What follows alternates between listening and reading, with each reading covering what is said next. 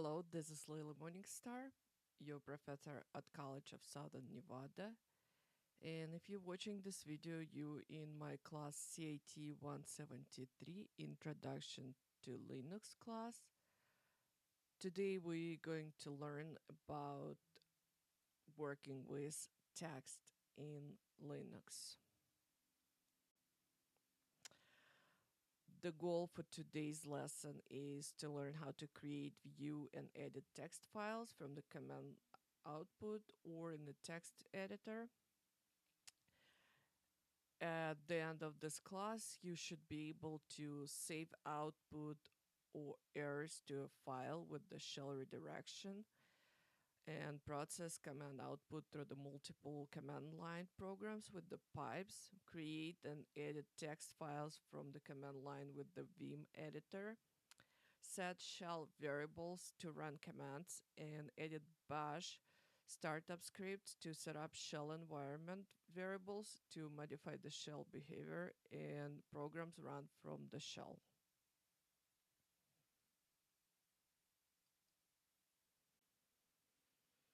Now, IO are first letters for input output, so basically it stands for input output.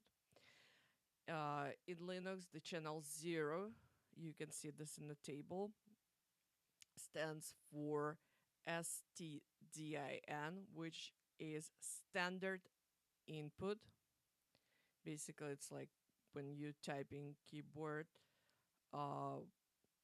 and whatever, it goes inside of the terminal to interpret it and communicate with the operating system.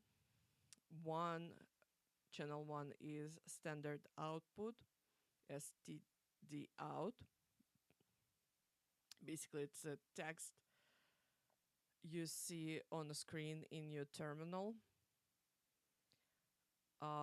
2 is stdir, standard error stands for it. And let's just say you run a command and it's for some reason incorrect, and the error message you see on the screen in your terminal, that's your channel 2 standard error. There are channel 3 and above, and they are related to the file, different types of file.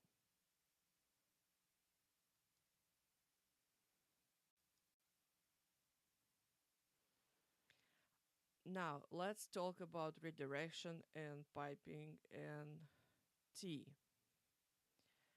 So when you use multiple commands to operate on the same argument, piping and T commands would be the right way to go. Now, you will see the same table in your book, but let's quickly try to understand what this is. On the left side, you see command, like very first command, the greater than symbol, space, then file, which means redirect output from the screen into the file. The second one is two greater than signs, which means to append text. So if you will redirect text into the document that is not empty, it will override the output, whatever was there before, and you will not be able to restore the content. So it would be appropriately to use append symbol. And like line 3, we know that 2 is standard error message, but instead of seeing the standard error on the screen, we're redirecting an error message into the file. Let's just say we need to save the error messages for the future reference. Next is we're sending error message into dev null, means disregarded completely.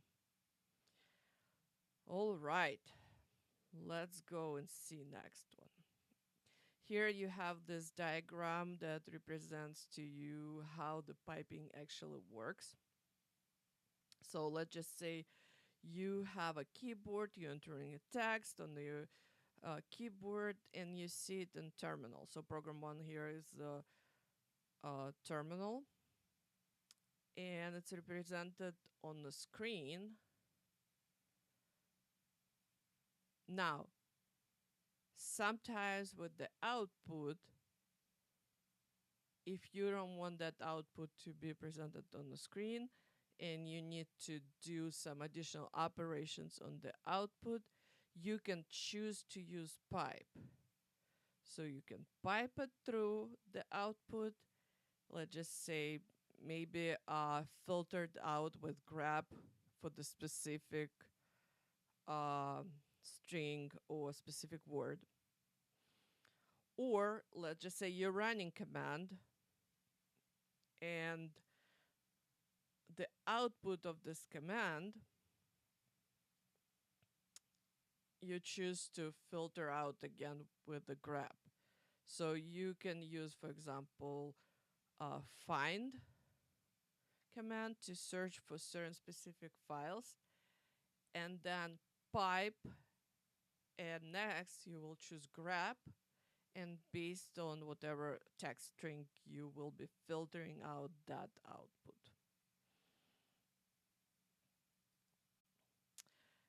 T will allow you to overcome limitations of the pipe because it allows you not just send that output uh, into one uh, way to display it on the screen or into the file, but you can choose to do it both. So let's just say you're running command, and through the pipe, you're sending this command into the file and showing on the screen with the last command. Here are some examples of piping and T command. Please make sure you practice these examples on your in your lab environment.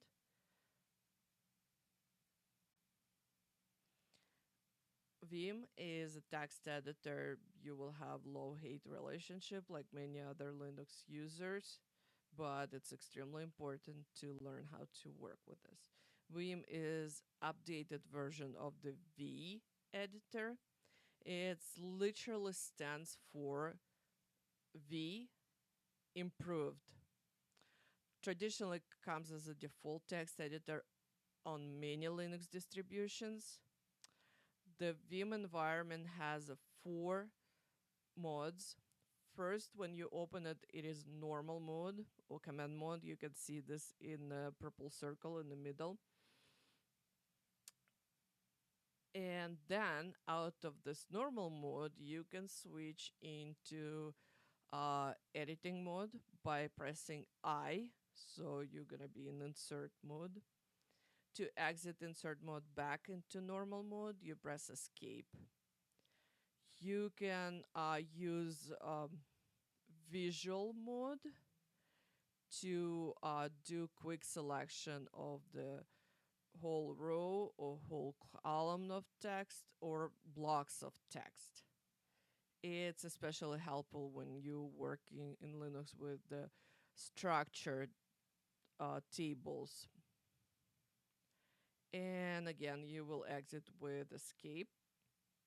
Now, extend command mode is when you will be able to enter a command to, for example, exit Vim or save your edits and exit.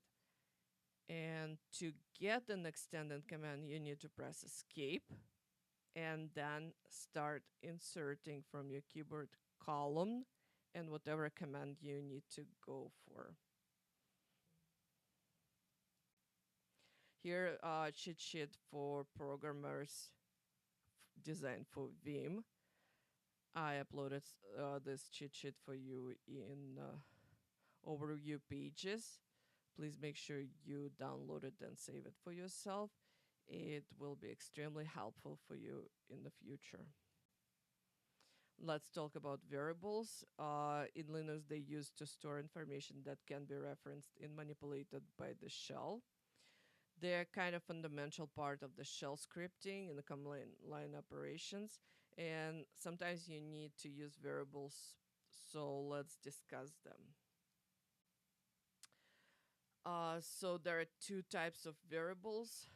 First is environment. This is set for the current shell sessions, such as inherited by any child process, like path, home, user.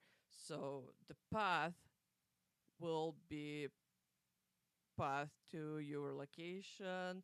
Home will be uh, actually a path to your home.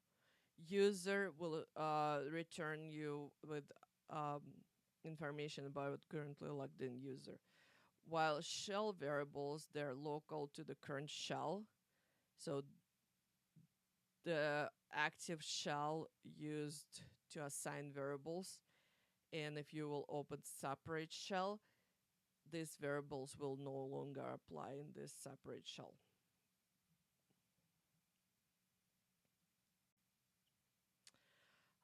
Here are special variables.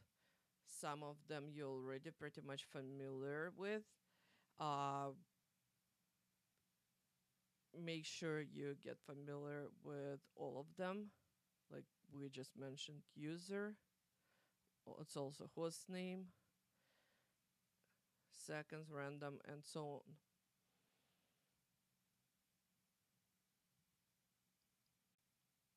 And it was very short lesson. I hope you will have a lot of fun learning how to use Vim. The tutorial is pretty much straightforward. You will not most likely get confused about anything if you're following step-by-step directions from the Vim tutor. If you still have any questions, please make sure you reach out. Bye bye.